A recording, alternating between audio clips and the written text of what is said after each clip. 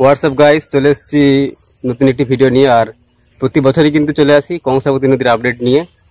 তো আজ আমি আপনাদের কতটা কি জল বেড়েছে খুবই সবাই কিন্তু ওয়েট করছে, কারণ কংসাবতী নদীর এই প্রথম জল বাড়া।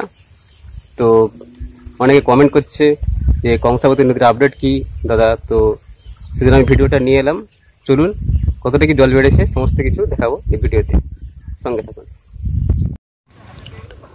তো বন্ধুরা, ফাইনালি চলে এলাম নতুন একটি ভিডিও নিয়ে। এবছরের মতো প্রথমবার কংসাবতী নদীর আপডেট নিয়ে আমি চলে এলাম। চ্যানেলে যারা আপনারা নতুন, অবশ্যই সাবস্ক্রাইব করে পাশে থাকবেন, কারণ এরপরে অনেক কিছু আপডেট আসতে চলেছে। তো বন্ধুরা, 4 দিনের টানা বৃষ্টিতে কংসাবতী নদীর জল কিন্তু এবারে বাড়তে চলেছে। কংসাবতী নদী সহ বিভিন্ন নদীতে কিন্তু জলস্তর বাড়তে চলেছে এবং তার সাথে জলাধারগুলিতেও কিন্তু জল প্রচুর পরিমাণে বেড়েছে।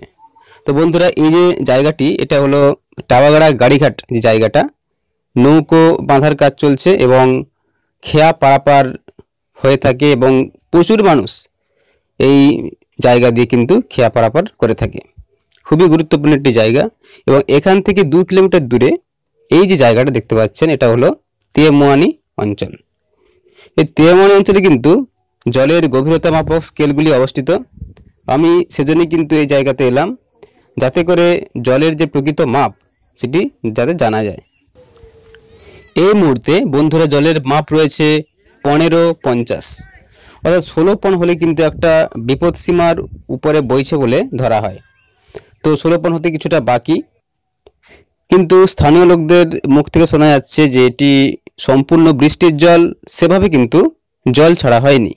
তো সুতরাং জলস্তর ক্রমশ বাড়বে, এই নিয়ে কোনো সন্দেহ নেই। ভিডিওটি ভালো লাগলে লাইক করবেন। ধন্যবাদ।